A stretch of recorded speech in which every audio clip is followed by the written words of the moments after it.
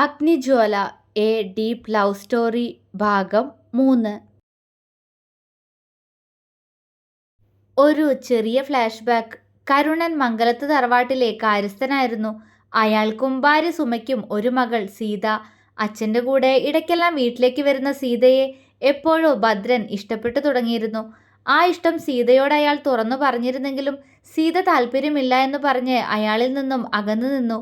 അവളുടെ അകൽച്ച അയാൾക്ക് സഹിക്കാവുന്നതിലും അപ്പുറമായിരുന്നെങ്കിലും ആ അകൽച്ചയുടെ കാരണം തന്നോടുള്ള ഇഷ്ടക്കൂടുതൽ തന്നെയായിരുന്നുവെന്ന് അയാൾ വൈകാതെ മനസ്സിലാക്കി. ഇത്രയും വലിയ വീട്ടിലെ മരുമകളാകാനുള്ള യോഗ്യതയില്ലെന്ന അവളുടെ ചിന്ത. അച്ഛനോടും അമ്മയോടും ഭദ്രൻ സീതയോടുള്ള ഇഷ്ടം തുറന്നു പറഞ്ഞു. അവർക്ക് എതിർപ്പൊന്നും ഇല്ലായിരുന്നു. പണത്തിനും സ്വത്തുക്കൾക്കും വിലയിട്ട് മനുഷ്യനെ അളക്കുന്ന ആളുകളായിരുന്നില്ല വാസുദേവനും ഭാനുവും. മാത്രമല്ല, സീതയുടെ കുട്ടിത്തം നിറഞ്ഞ മുഖവും അവളുടെ സംസാരവുമെല്ലാം ഭാനുമതിക്കും വാസുദേവനും ഇഷ്ടമായിരുന്നു. ഉടൻ തന്നെ അവരുടെ വിവാഹം നടത്താമെന്ന് വാസുദേവൻ തീരുമാനമെടുത്തു. പക്ഷേ ഭദ്രന്റെ ഏട്ടൻ രാജനും ഭാര്യ അരുന്ധതിക്കും സഹോദരി അംബികയ്ക്കും അവരുടെ ഭർത്താവ് കേശവനും ഈ വിവാഹത്തിന് ഒട്ടും താല്പര്യമില്ലായിരുന്നു. അരുന്ധതി ഒരു പ്രമാണിയുടെ മകളാണ്. ഇട്ടുമൂടാനുള്ള സ്വത്തുക്കളുള്ള കുടുംബത്തിലെ 2 മക്കളിൽ ഒരുവൾ. കേശവൻ അരുന്ധതിയുടെ ഏട്ടനാണ്. രാജനുമായിട്ടുള്ള അരുന്ധതിയുടെ വിവാഹം കഴിഞ്ഞതും മംഗലത്ത് വീട്ടിലെ ഇട്ടുമൂടാനുള്ള സ്വത്തുക്കൾ കണ്ട് കേശവന്റെ കണ്ണ് മഞ്ഞളിച്ചിരുന്നു. അരുന്ധതി തന്നെയാണ് അംബികയെ കേശവനു വേണ്ടി ആലോചിച്ചത്. പണത്തിന്റെ അഹങ്കാരം ആവോളമുണ്ട് കേശവനും അരുന്ധതിക്കും. ഭദ്രൻ ചെറുപ്പം തൊട്ടേ അധ്വാനി ആയിരുന്നതുകൊണ്ട് തന്നെ അയാളുടെ കഴിവുകൊണ്ടും കൂടെ അച്ഛൻ്റെ സഹായം കൊണ്ടും അയാൾ ഷോപ്പിംഗ് കോംപ്ലക്സുകളും തടിമിൽ ഫാക്ടറികളുമെല്ലാം ഉണ്ടാക്കിയിരുന്നു. അപ്പോഴും അയാൾ അതെല്ലാം വാസുദേവന്റെ പേരിൽ തന്നെയാണ് തുടങ്ങിയത്. ഭദ്രന് സ്വത്തിലും പണത്തിലും ഒന്നും കണ്ണുണ്ടായിരുന്നില്ല. പക്ഷെ ബന്ധങ്ങൾക്ക് മൂല്യം കൊടുക്കുന്ന ആളായിരുന്നു ദേവഭദ്രൻ. അരുന്ധതിയും രാജനും അംബികയും കേശവനുമെല്ലാം ശക്തമായി ഈ ബന്ധത്തെ എതിർത്തെങ്കിലും വാസുദേവനും ഭദ്രനും അവരുടെ വാക്കുകളെ തള്ളിക്കളഞ്ഞുകൊണ്ട് സീതയുടെ വീട്ടിൽ പോയി വിവാഹം ഉറപ്പിച്ചു. പിന്നീടുള്ള നാളുകൾ അവരുടെ പ്രണയത്തിൻ്റെതായിരുന്നു. 3 മാസങ്ങൾക്ക് ശേഷം ദേവഭദ്രൻ സീതയുടെ കഴുത്തിൽ താലി ചാർത്തി. കേശവനും അംബികയ്ക്കും ആ സമയത്ത് ഒരു മകനുണ്ട്, ചരൺ എന്ന കിച്ചു. അവന് അന്ന് 7 വയസ്സ്. അരുന്ധതിക്കും രാജനും ഒരു മകളും സുരഭി. അവൾക്ക് അന്ന് 4 വയസ്സ്. അരുന്ധതി ആ സമയം 6 മാസം ഗർഭിണി കൂടിയായിരുന്നു. വിവാഹശേഷം ഭദ്രൻ സീതയെ ഒരു റാണിയെ പോലെ തന്നെയാണ് നോക്കിയത്. സന്തോഷത്തോടെ ഭദ്രനും സീതയും വാസുദേവനും ഭാനുമതിയും അവിടെ കഴിഞ്ഞു പോന്നു. വാസുദേവൻ സ്വത്തുക്കളെല്ലാം 3 മക്കൾക്കും കൂടെ വീതം വെച്ച് നൽകിയിരുന്നു. അതുകൊണ്ട് തന്നെ രാജനും അരുന്ധതിയും വേറെ മാറിയാണ് താമസിക്കുന്നത്. അംബികയ്ക്ക് കിട്ടിയ വീതം കൊണ്ട് അംബികയും കേശവന്റെ വീട്ടിലേക്ക് സന്തോഷത്തോടെ പോയിരുന്നു. തറവാടും ചുറ്റുമുള്ള സ്ഥലങ്ങളും പാടവും അവരുടെ 1-2 സ്ഥാപനങ്ങളും ഭദ്രന്റെ പേരിലും എഴുതി വെച്ചു. പിന്നീട് അച്ഛനും അമ്മയും ജ്വാലയും മുത്തശ്ശനും മുത്തശ്ശിയും മാത്രമുള്ള അവരുടെ ലോകമായിരുന്നു അത്. പക്ഷെ പെട്ടെന്നൊരു ദിവസം അറ്റാക്കിന്റെ രൂപത്തിൽ ഭദ്രൻ അവരെ വിട്ടുപോയി. അന്ന് എനിക്ക് വെറും 4 വയസ്സ്. അമ്മയ്ക്കും അച്ഛനില്ലാതെ പറ്റില്ലാന്ന് തോന്നിക്കാണും. 2 ദിവസങ്ങൾക്ക് ശേഷം അമ്മയും പോയി എന്നെ തനിച്ചാക്കി. പിന്നീട് അങ്ങോട്ട് ഒറ്റപ്പെടലുകളുടെ നാളുകളായിരുന്നു. പക്ഷെ അപ്പോഴും മുത്തശ്ശിയും മുത്തശ്ശനും അവളെ പൊന്നുപോലെ നോക്കി. ഭദ്രന്റെ കാലശേഷം അവരുടെ സ്ഥാപനങ്ങളെല്ലാം നോക്കി നടത്താൻ രാജനും കേശവനും താല്പര്യമുണ്ടായിരുന്നെങ്കിലും വാസുദേവൻ അവരെ അതിന് അനുവദിച്ചിരുന്നില്ല. മക്കൾക്ക് നൽകാനുള്ളതെല്ലാം വീതം വെച്ച് നൽകിയതുകൊണ്ട് തന്നെ അയാൾ ഭദ്രൻ കഷ്ടപ്പെട്ടുണ്ടാക്കിയ ബിസിനസ് നോക്കി നടത്താൻ അയാൾക്ക് സഹായികളായി പുറമേ നിന്നും കഴിവുള്ള ചെറുപ്പക്കാരെ ജോലിക്ക് വെച്ചു. ജ്വാലയുടെ 10ാമത്തെ വയസ്സിൽ അവളുടെ മുത്തശ്ശി മരിച്ചു. പക്ഷെ അപ്പോഴും അവൾക്ക് താങ്ങായി വാസുദേവനും സീതയുടെ അച്ഛൻ കരുണനും ഉണ്ടായിരുന്നു. പക്ഷേ വാസുദേവൻ കൂടി പോയ ശേഷം ജ്വാലയുടെ ജീവിതം ആകെ തകിടം മറിഞ്ഞു. കരുണനും സുമയും മംഗലത്തിലേക്ക് താമസം മാറാമെന്ന് കരുതിയപ്പോഴായിരുന്നു ഭദ്രന്റെ ഏട്ടൻ രാജനും കുടുംബവും അനിയത്തി അംബികയും കുടുംബവും അങ്ങോട്ട് തിരിച്ചു വന്നത്. അവരുടെ കൂടപ്പിറപ്പിന്റെ മകളെ ഒറ്റയ്ക്കാക്കാൻ അവർക്ക് ആകുമായിരുന്നില്ല. അതുകൊണ്ട് തന്നെ അവരെല്ലാം ജ്വാലയ്ക്കൊപ്പം ആ വീട്ടിൽ താമസം തുടങ്ങി. മുത്തശ്ശനും കൂടി പോയതോടെ ജ്വാല ആകെ ഒറ്റപ്പെട്ടു പോയിരുന്നു. എല്ലാവരും ഇങ്ങോട്ട് തിരികെ വന്നപ്പോഴും ആരോടും അടുക്കാൻ അവൾക്ക് തോന്നിയില്ല. തനിക്ക് ആരുമില്ല എന്ന് തന്നെ അവളുടെ മനസ്സ് പറഞ്ഞുകൊണ്ടിരുന്നു. അരുന്ധതി അംബികയും അവളുടെ റൂമിലേക്ക് വരാറുണ്ട്. അവളോട് സ്നേഹത്തോടെ സംസാരിക്കാറുണ്ട്. പക്ഷേ ആ റൂമിനുള്ളിൽ നിന്നും അവൾ പുറത്തേക്ക് വന്നിരുന്നില്ല. പൊന്നുവിനും ജ്വാലയ്ക്കും ഒരേ വയസ്സാണ്.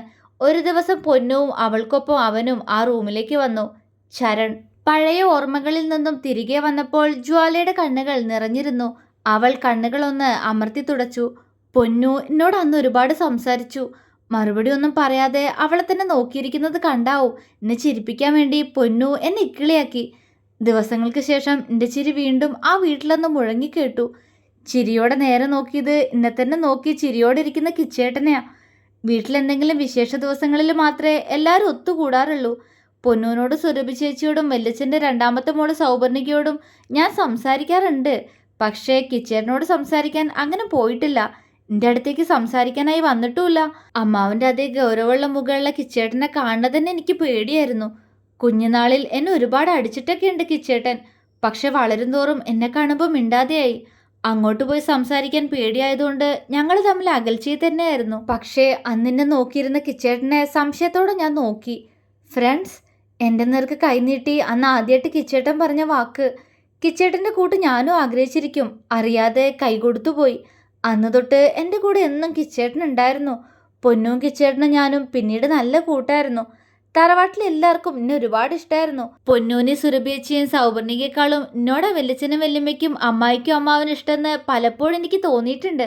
അതിൻ്റെ ഒരു ദേഷ്യം സുരഭിയച്ചിക്കും സൗപർണികയ്ക്കും എന്നോട് ഉണ്ടായിരുന്നു. കിച്ചേട്ടൻ എന്നോട് സംസാരിക്കുന്നൊന്നും അവർക്ക് ഇഷ്ടമല്ലായിരുന്നു. അത് എന്തുകൊണ്ടാണെന്ന് അറിയില്ലായിരുന്നു. പക്ഷെ പോകെ പോകെ മനസ്സിലായി കിച്ചേട്ടൻ എന്നോട് മാത്രമേ ഇത്ര അടുപ്പം കാണിക്കുന്നുള്ളൂ എന്ന്. അതുകൊണ്ടായിരിക്കാം അവർക്ക് എന്നോട് ദേഷ്യം. അവരുടെയും കൂടി ഏട്ടനല്ലേ, എന്നിട്ട് അവരോട് സ്നേഹത്തിലൊന്നും സംസാരിക്കാറ് പോലും ഇല്ലല്ലോ. അതുകൊണ്ടായിരിക്കും.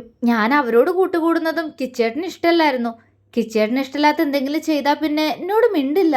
ഞാൻ പുറകെ നടന്നാലും ദേഷ്യപ്പെട്ടു പോവും. പിന്നെ 2-3 ദിവസത്തേക്ക് ഒട്ടും സംസാരമില്ല.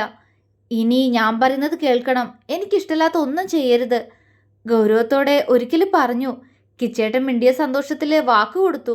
അതിനുശേഷം കിച്ചേട്ടൻ പറയുന്നത് മാത്രമേ അനുസരിക്കൂ. അത് അന്നും അതെ, ഇന്നും അങ്ങനെ തന്നെ. അവൾ പുഞ്ചിരിച്ചു. കുറച്ച് ദിവസങ്ങൾ കഴിഞ്ഞപ്പോൾ നാട്ടിൽ നിന്ന് പഠിക്കാൻ ഇഷ്ടമല്ല, ബാംഗ്ലൂർക്ക് പോകണമെന്ന് പറഞ്ഞതുകൊണ്ട് കിച്ചേട്ടന് ഇഷ്ടമുള്ള കോളേജിൽ തന്നെ അമ്മാവൻ കൊണ്ടുപോയി ചേർത്തു. ഇവിടുന്ന് പോകുന്നതിന് മുന്നേ എന്നോട് വാണിംഗ് പോലെ പറഞ്ഞു, ഒരാണുങ്ങളോട് മിണ്ടരുതെന്ന്. ശരിയെന്ന് തല ഉലുക്കി. പഠനമൊക്കെ കഴിഞ്ഞ് ഇവിടേക്ക് തിരിച്ചെത്തിയിട്ട് 3 വർഷം ആയതേ ഉള്ളൂ. ഇതിനിടയിൽ ഒരിക്കൽ പോലും നാട്ടിലേക്ക് വന്നിട്ടില്ല കിച്ചേട്ടൻ. ഫോണിലൊക്കെ വിളിക്കുമ്പോൾ എല്ലാവരും നാട്ടിലേക്ക് വെക്കേഷനെങ്കിലും വരാൻ പറയുമ്പോഴും കിച്ചേട്ടൻ കൂട്ടാക്കില്ല. അമ്മായി അമ്മാവനും ഇടയ്ക്ക് അങ്ങോട്ട് പോയിട്ട് കാണും. എന്നെ കൂടെ കൊണ്ടുപോകാൻ പറ്റുമോയെന്ന് ചോദിക്കാനുള്ള മടി കൊണ്ട് ഞാൻ ചോദിച്ചില്ല. കിച്ചേട്ടൻ ഒരിക്കൽ പോലും എന്നോട് ഫോണിലും സംസാരിച്ചിട്ടില്ല. അന്നൊക്കെ എനിക്ക് വലിയ സങ്കടമായിരുന്നു. വർഷങ്ങൾക്ക് ശേഷം ഒത്തൊരു പുരുഷനായി തിരിച്ചെത്തിയിട്ട് എന്നോടൊന്ന് ചിരിക്കുക കൂടി ചെയ്തിരുന്നില്ല. ഞാൻ അങ്ങോട്ട് ചിരിച്ചപ്പോഴും ഇങ്ങോട്ടൊരു പുഞ്ചിരി പോലും തന്നില്ല. വലിയ ആളായില്ലേ, അതുകൊണ്ടാവുന്നൊക്കെ മനസ്സ് പറഞ്ഞു. പിറ്റേന്ന് രാവിലെ ഉമ്മറത്ത് തനിച്ചിരിക്കുമ്പോഴായിരുന്നു കിച്ചേട്ടൻ അങ്ങോട്ട് വന്നേ. ആ മുഖത്ത് എന്തോ ഒരു ഗൗരവം ഉള്ളതുപോലെ തോന്നി. പതർച്ചയോടെ തല താഴ്ത്തി. എനിക്ക് നിന്നെ ഇഷ്ടാ. നിനക്ക് 18 വയസ്സ് തികഞ്ഞാൽ നമ്മുടെ വിവാഹം നടക്കും. അത്രമാത്രം പറഞ്ഞുകൊണ്ട് പുറത്തേക്ക് നടന്നുപോയ ആ മനുഷ്യനെ ഞാനന്ന് ഞെട്ടലോടെ നോക്കിയേ. ഏട്ടൻ എന്നതിനപ്പുറം ഒരിക്കൽ പോലും കിച്ചേട്ടനോട് എനിക്ക് അങ്ങനെ ഒരു ഇഷ്ടം തോന്നിയിരുന്നില്ല. ഇടയ്ക്കെല്ലാം അമ്മായി പറയാറുണ്ടായിരുന്നു എൻ്റെ കിച്ചൻ്റെ പെണ്ണാന്ന്. അപ്പോഴെല്ലാം ഞാനത് കേൾക്കാൻ താല്പര്യമില്ലാത്തതുപോലെ എഴുന്നേറ്റ് പോവും.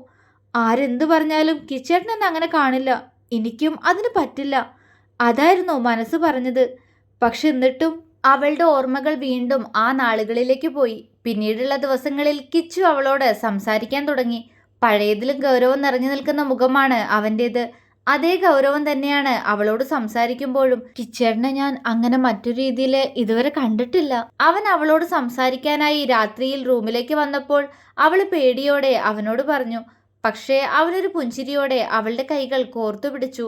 വർഷങ്ങൾക്ക് ശേഷം കാണുന്ന അവൻ്റെ പുഞ്ചിരിയിൽ അവളുടെ മുഖവും വിടർന്നു പോയി. എനിക്ക് നിന്നെ ഒരുപാട് ഇഷ്ടം ജോല. പണ്ടു തൊട്ടേ നിന്നോട് എനിക്ക് അങ്ങനെ ഒരു ഇഷ്ടമുണ്ട്. അതുകൊണ്ടാ ബാംഗ്ലൂർക്ക് പോകുന്നതിന് മുന്നേ ആണുങ്ങളോട് കൂട്ടുകൂടരുതെന്ന് പറഞ്ഞത്. കാരണം അവരോട് നീ അടുത്തു പോകുന്ന ഭയം കൊണ്ടാ. അത്രയ്ക്ക് എനിക്ക് നിന്നെ ഇഷ്ടാ. നീ അന്ന് കുഞ്ഞല്ലായിരുന്നോ? അതുകൊണ്ടാ എൻ്റെ പഠിത്തമൊക്കെ കഴിഞ്ഞിട്ട് വന്ന് പറയാന്ന് കരുതിയേ. അവൻ പുഞ്ചിരിയോടെ പറഞ്ഞപ്പോൾ അവൾ ഞെട്ടലോടെ അവൻ്റെ മുഖത്തേക്ക് നോക്കി. സത്യം, എനിക്ക് നിന്നോട് പ്രണയാ. ഇപ്പോഴും പറയണമെന്ന് കരുതിയതല്ല. പക്ഷെ ഇനിയും പറഞ്ഞില്ലെങ്കിൽ നീ എന്നിൽ നിന്ന് അകന്നു പോകുന്ന മനസ്സ് പറഞ്ഞു. അതുകൊണ്ട് പറഞ്ഞതാ. അവൻ പുഞ്ചിരിച്ചു. അവളുടെ കണ്ണു നിറഞ്ഞു. പക്ഷെ ഞാൻ അങ്ങനെയൊന്നും കിച്ചേട്ടനെ. ഇടർച്ചയോടെ അവൾ പറയാൻ ശ്രമിച്ചു. നിനക്കും എന്നോട് അങ്ങനെ ഒരു ഇഷ്ടം ഉണ്ടാവുമെന്ന് കരുതിപ്പോയി ഞാൻ. നീ എൻ്റെ മുറപ്പെണ്ണല്ലേ. അപ്പോൾ പിന്നെ. അവൻ പറഞ്ഞു വന്നത് പാതിക്ക് നിർത്തി. അവൾ ദയനീയമായി അവൻ്റെ മുഖത്തേക്ക് നോക്കി. സാരില്ല, നീ സമയമെടുത്ത് ആലോചിക്ക്. എനിക്ക് നീ ഇല്ലാതെ പറ്റില്ല ജ്വാല. അതുകൊണ്ടാ. പറയുന്നതിനോടൊപ്പം അവൻ അവളുടെ 2 കൈകളും കൂട്ടിപ്പിടിച്ച് അതിൽ അമർത്തി ചുംബിച്ചു. ജ്വാല ഞെട്ടലോടെ കൈകൾ പുറകിലേക്ക് വലിച്ചെടുത്തു. അവനൊന്ന് പുഞ്ചിരിച്ചു. ഉറങ്ങിക്കോ, ഞാൻ പോവാ, അവൻ അവളുടെ കവിളിൽ തട്ടി പറഞ്ഞുകൊണ്ട് പുറത്തേക്ക് നടക്കാനൊരുങ്ങി. ഇവിടുന്ന് പോയ പിന്നെ കിച്ചേട്ടൻ എന്നോട് ഒരിക്കൽ പോലും ഫോണിൽ സംസാരിച്ചിട്ടില്ലല്ലോ. തിരികെ വന്നിട്ടും എന്നോട് മിണ്ടിയില്ല. അത് എന്തുകൊണ്ടാ? അവളുടെ വാക്കുകളിൽ സങ്കടമായിരുന്നു. അവൻ ഒരു നിമിഷം അങ്ങനെ തന്നെ നിന്നുപോയി. പതിയെ അവൻ അവളെ തിരിഞ്ഞു നോക്കി. അവളുടെ നോട്ടവും അവനിൽ തന്നെയാണ്. നിന്റെ ശബ്ദം കേട്ടാ ഞാൻ ഇങ്ങോട്ട് തിരികെ വന്നു, അതുകൊണ്ടാ വിളിക്കാതിരുന്നെ, അവൻ പറഞ്ഞപ്പോൾ അവളാണോ എന്ന പോലെ അവനെ നോക്കി. അവൻ ചിരിയോടെ തലയാട്ടി. അപ്പോ വന്നിട്ട് എന്നോട് മിണ്ടിയില്ലല്ലോ, അതോ? അവൾ പിണക്കത്തോടെ ചോദിച്ചു. അവനൊന്ന് ചിരിച്ചു. അത് ഞാൻ നിന്നെ കളിപ്പിച്ചതല്ലേ. അത് കാണുമ്പോൾ നീ എൻ്റെ അടുത്ത് ഇങ്ങോട്ട് വന്ന് മിണ്ടുന്നു കരുതി. പക്ഷേ നീ വന്നില്ല, അവൻ കുറുമ്പോടെ പറഞ്ഞു. അവൾ അവനെ നോക്കി സന്തോഷത്തോടെ പുഞ്ചിരിച്ചു. എന്നോടെന്തെങ്കിലും ദേഷ്യമുണ്ടെന്ന് കരുതിപ്പോയി ഞാൻ. അതാ ഞാൻ അങ്ങോട്ട് വന്ന് മിണ്ടാതിരുന്നേ, അവൾ പറഞ്ഞു. ഒരു പിണക്കവും ഇല്ല, അവൻ അപ്പോൾ തന്നെ മറുപടി പറഞ്ഞു. അവൾ നിറഞ്ഞ പുഞ്ചിരിയോടെ തലയാട്ടി. പഴയ ഓർമ്മയിൽ നിന്നും തിരികെ വന്ന് ജ്വാല ഒന്ന് പുഞ്ചിരിച്ചു. ഗൗരവം ഉണ്ടെന്നേ ഉള്ളൂ. എന്നോട് ഇഷ്ടപ്പെടാത്ത എന്തെങ്കിലും കണ്ടാൽ അപ്പം തന്നെ എന്നോട് ദേഷ്യപ്പെടും. പക്ഷേ പിന്നെ വന്ന് സോറി പറയും. പ്രണയത്തോട് അങ്ങനെ സംസാരിച്ചിട്ടില്ല. പക്ഷേ ഇടയ്ക്ക് കാണുന്ന പുഞ്ചിരി, എന്നോട് കാണിക്കുന്ന സ്നേഹം, അതുകൊണ്ടൊക്കെ ആയിരിക്കും എപ്പോഴോ ഞാനും കിച്ചേട്ടനെ ഇഷ്ടപ്പെട്ടു തുടങ്ങി. അല്ല, അറിയില്ല. എനിക്ക് കിച്ചേട്ടനോടുള്ളത് അത് പ്രണയാണോന്ന് എനിക്ക് ഇതുവരെ അറിയില്ല. പക്ഷെ ചെറിയൊരു ഇഷ്ടമുണ്ട് കിച്ചേട്ടനോട്. എന്നെ വീട്ടിൽ കൂടുതൽ സ്നേഹിക്കുന്നത് പൊന്നും കിച്ചേട്ടനുമാ. കിച്ചേട്ടൻ അത് പുറമെ കാണിക്കാറില്ല എന്ന് മാത്രം. കിച്ചേട്ടൻ പിണങ്ങുന്നത് എനിക്ക് സങ്കടാ. അതുകൊണ്ട് കിച്ചേട്ടനെ പിണക്കാറില്ല. ഇണങ്ങാൻ പാടാ. അത്രയ്ക്ക് ദേഷ്യ. എനിക്ക് പേടിയാ കിച്ചേട്ടൻ്റെ ദേഷ്യം. ഇഷ്ടം പറഞ്ഞു കഴിഞ്ഞ് 1 മാസം സാധാ പോലെ പോയി. അത് കഴിഞ്ഞൊരു ദിവസം വന്ന് കിച്ചേട്ടൻ എൻ്റെ തീരുമാനം എന്താന്ന് ചോദിച്ചു. എനിക്ക് വിവാഹത്തിന് സമ്മതാ. ഞാൻ പുഞ്ചിരിയോടെ തന്നെയാ അത് പറഞ്ഞേ. അപ്പോൾ ആ കണ്ണിൽ കണ്ടത് എന്നോടുള്ള പ്രണയമായിരുന്നില്ലേ? അവൾ ചിന്തിച്ചു. അതെ, പ്രണയമായിരുന്നു. അന്ന് കിച്ചേട്ടൻ നല്ല സന്തോഷത്തിലായിരുന്നു. അമ്പലത്തിലേക്ക് വരുമ്പോൾ കിച്ചേട്ടൻ കൂടെ വരും. അപ്പോഴും കിച്ചേട്ടനല്ലാതെ മറ്റാരെയും നോക്കുന്നത് ഇഷ്ടമല്ല. എന്നോട് അത്ര ഇഷ്ടമുള്ളത് കൊണ്ടാ എൻ്റെ കാര്യത്തിൽ ആൾ കുറച്ച് പോസിറ്റീവാണെന്ന് എപ്പോഴും തോന്നാറുണ്ട്. ഇടയ്ക്കൊക്കെ ആ സ്വഭാവം കാണുമ്പോൾ ദേഷ്യം തോന്നും. പക്ഷേ ഒന്നും പറയില്ല ഞാൻ. ആ മുഖത്തെ സ്ഥായിഭാവം തന്നെ ഗൗരവ. പക്ഷേ ഇപ്പോൾ കുറച്ച് കാലങ്ങളായി ഞങ്ങൾക്കിടയിൽ പിണക്കങ്ങൾ ഉണ്ടാവാറുണ്ട്. അവളൊന്ന് നിശ്വസിച്ചു. ഞങ്ങളുടെ വിവാഹത്തിന് ഇനി 2 മാസേ ഉള്ളൂ. ചെറിയ കാര്യത്തിന് പോലും എന്നോടിപ്പോൾ ദേഷ്യപ്പെടും. അപ്പോൾ ആ വാശിക്ക് തോന്നും കല്യാണത്തിന് സമ്മതിക്കണ്ടായിരുന്നു എന്ന്. പക്ഷേ എൻ്റെ കിച്ചേട്ടനല്ലേന്ന് ഓർക്കും. പക്ഷെ ഇപ്പോഴും എനിക്ക് അറിയില്ല കിച്ചേട്ടനോട് എനിക്ക് പ്രണയാണോ എന്ന്. ഇഷ്ടമാണ് എനിക്ക്. പക്ഷേ എൻ്റെ ഫ്രണ്ട്സ് പറഞ്ഞ് കേട്ടിട്ടുണ്ട്, നമ്മൾ പ്രണയിക്കുന്ന ആളുടെ ഒരു നോട്ടത്തിൽ പോലും നമുക്ക് നാണം തോന്നുന്നു. ആ സ്പർശനത്തിൽ പോലും പ്രണയം കൊണ്ട് നമ്മൾ പൂത്തുലയുന്നു. പക്ഷെ കിച്ചേട്ടനെ നോക്കുമ്പോൾ എനിക്ക് ഒരിക്കലും അങ്ങനെ ഒരു ഫീൽ തോന്നിയിട്ടില്ല. എന്നെ ചേർത്ത് പിടിക്കുമ്പോൾ പോലും അങ്ങനെ തോന്നിയിട്ടില്ല. കിച്ചേട്ടൻ്റെ സ്വഭാവത്തിൽ കുറച്ച് നാളുകളായി എന്തോ ഒരു വ്യത്യാസം പോലെ എനിക്ക് തോന്നുന്നുണ്ട് ഇപ്പോൾ. കിച്ചേട്ടൻ്റെ മാത്രമല്ല, എല്ലാവരുടെയും. പക്ഷെ പൊന്നു പറഞ്ഞതുപോലെ കിച്ചേട്ടന് എന്നോടുള്ള ഇഷ്ടം അത് വെറുതെ ആണെന്ന് ഒരിക്കൽ പോലും തോന്നിയിട്ടില്ല. പൊന്നൂനൊഴികെ ആർക്കും എന്നോട് പഴയ സ്നേഹമല്ലാന്ന് തോന്നിടയ്ക്ക്. എൻ്റെ തോന്നലാവും ചിലപ്പോൾ. ഇപ്പൊ കുറച്ചായി എന്നെ ചേർത്ത് പിടിക്കൽ കൂടുന്നുണ്ട് കിച്ചേട്ടന്. എന്തോ അതെനിക്കിഷ്ടാവുന്നില്ല. ഒരു അസ്വസ്ഥത. ഒരിക്കൽ ചോദിച്ചു ഞാൻ, കിച്ചേട്ടൻ എന്തിനാ എന്നെ എപ്പോഴും ഇങ്ങനെ ചേർത്ത് പിടിക്കുന്നതെന്ന്. അപ്പോൾ എന്നെ കുറുമ്പോടെ നോക്കും. ആ കണ്ണുകളിൽ അപ്പോൾ കാണുന്ന ഭാവം അത് പ്രണയമായിരിക്കും. അതാ പറയാറെന്നോട്. എനിക്ക് നിന്നെ ഇഷ്ടമായതുകൊണ്ട്. നിന്നെയും നിന്നിലുള്ള എല്ലാത്തിനെയും എനിക്ക് ഒരുപാട് ഇഷ്ടമാണ്. ആ ഒരു മറുപടിയിൽ എന്നെ ഒന്നുകൂടി ഒന്ന് നോക്കി നടന്നു നീങ്ങി. പക്ഷെ അത് കേട്ടപ്പോൾ എനിക്ക് എന്തോ ഒരു വല്ലായ്മ തോന്നി. എന്നെ ചുംബിക്കാൻ ശ്രമിക്കാറുണ്ട്. പക്ഷെ ഞാൻ അനുവദിച്ചിട്ടില്ല. കല്യാണം കഴിയട്ടെ എന്ന് പറയും. അത് പറയുമ്പോൾ കിച്ചേട്ടൻ്റെ മുഖം മങ്ങും. അത് കാണുമ്പോൾ എനിക്ക് സങ്കടാ. എന്തോ എനിക്ക് മനസ്സുകൊണ്ട് അതൊന്നും അത്ര ഇഷ്ടാവുന്നില്ല. അവൾ കണ്ണുകളൊന്ന് ചിമ്മി തുറന്നു. പാവാ കിച്ചേട്ടൻ. പക്ഷേ ഈ ദേഷ്യം ഒന്ന് കുറയ്ക്കണം. അതും എന്നോട് മാത്രമേ ഇത്രയ്ക്ക് ഗൗരവമുള്ളൂ. ഞാൻ അകലം പാലിക്കുന്നത് കണ്ട് ഒരിക്കൽ കിച്ചേട്ടൻ അല്പം ദേഷ്യപ്പെട്ടു എന്നോട്. ഞാനൊന്ന് തൊടുമ്പോഴേക്കും നീ എന്തെങ്ങനെ മാറിപ്പോകുന്നേ?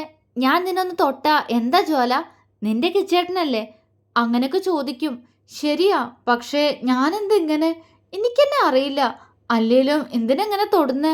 ഉള്ളിലിരുന്ന ആരോ ഇതൊന്നും അരുതെന്ന് പറയുന്നത് പോലെ. ഇപ്പോൾ അങ്ങനെയുള്ള കാര്യങ്ങൾക്ക് കിച്ചേട്ടൻ പിണങ്ങിപ്പോകുമ്പോൾ ഞാനത് കണ്ടില്ല എന്ന് നടിക്കും. അങ്ങനെ ഒരു പിണക്കത്തിലാ ഇന്നും. അതുകൊണ്ടാ ഇന്നെന്നെ ബർത്ത്ഡേ വിഷ് പോലും ചെയ്യാതിരുന്നേ. അമ്പലത്തിലും കൂടെ വന്നില്ല, ദുഷ്ടൻ. അവൾ കപട ദേഷ്യത്തോടെ പറഞ്ഞു. ഇഷ്ടാണ്. ഒരു ഏട്ടനെന്ന നിലയിൽ ഇപ്പോഴും ഇഷ്ടാ. പക്ഷെ അതിനപ്പുറത്തോട്ട് ആ ഇഷ്ടം വളർന്നിട്ടുണ്ടോന്ന് അറിയുന്നില്ല എനിക്ക്. ഒരുപക്ഷെ കല്യാണം കഴിഞ്ഞാൽ ശരിയാവുമായിരിക്കും. ഈ വീട്ടിലുള്ളവരാ എൻ്റെ ലോകം. ഇവരില്ലാതെ പറ്റില്ല എനിക്ക്. അതുകൊണ്ട് ആരെയും സങ്കടപ്പെടുത്തില്ല ഞാൻ. തനിച്ചായപ്പോൾ കൂട്ടായി കിച്ചേട്ടനും പൊന്നും മാത്രമേ ഉണ്ടായിരുന്നുള്ളൂ. അവൾ സ്വയം പറഞ്ഞു. ഇന്നെന്നോട് മിണ്ടിയതേ ഇല്ല കിച്ചേട്ടൻ. പക്ഷേ വല്യച്ഛൻ്റെ ചോദ്യങ്ങൾക്ക് മുന്നിൽ ഞാൻ നിന്നപ്പോൾ ഒന്നുമില്ലാന്ന പോലെ എന്നെ നോക്കി കണ്ണു ചിമ്മിയിരുന്നു. ഹാ, എങ്ങോട്ടെൻ്റെ ജീവിതത്തിൻ്റെ പോക്കെന്ന് അറിയുന്നില്ല. ഇനി പഠിക്കാൻ പോണ്ടെന്നാ കിച്ചേട്ടൻ പറഞ്ഞിരിക്കുന്നേ. അത് കേട്ടപ്പോൾ ഒരു കുഞ്ഞു പിണക്കം തോന്നുന്നു കിച്ചേട്ടനോട്. ഞങ്ങളുടെ വിവാഹമല്ലേ, ഇനി അത് കഴിഞ്ഞിട്ട് ഒന്ന് സംസാരിച്ചു നോക്കാം. അവൾ മനസ്സിൽ ഉറപ്പിച്ചു പറഞ്ഞുകൊണ്ട് ജനലഴിയിൽ പിടിച്ച് പുറത്തേക്ക് നോക്കിയിരുന്നു. നല്ല നിലാവുണ്ട്, കൂട്ടിന് നക്ഷത്രങ്ങളും. അവളൊന്ന് പുഞ്ചിരിച്ചു. പെട്ടെന്ന് അവളുടെ മനസ്സിലേക്ക് ഇന്ന് രാവിലെ നടന്ന സംഭവങ്ങൾ കടന്നു വന്നു. അവളുടെ ശരീരം ഒന്ന് വിറച്ചു. അവൾ പതിയെ അവിടെ നിന്നും എഴുന്നേറ്റ് ഷെൽഫിനടുത്തേക്ക് നടന്നു. ഷെൽഫ് തുറന്ന് ആ പേപ്പർ കയ്യിലെടുത്തവൾ വീണ്ടും വീണ്ടും അതുതന്നെ വായിച്ചു. അവളുടെ ഹൃദയമിടിപ്പ് ഉയർന്നു. ഇന്ന് വരെ ഇല്ലാത്തതുപോലെ. ഹൃദയമേ, നീ മിടിക്കുന്നത് എന്തേ ഇങ്ങനെ? എന്താ അതിൻ്റെ എല്ലാം അർത്ഥം?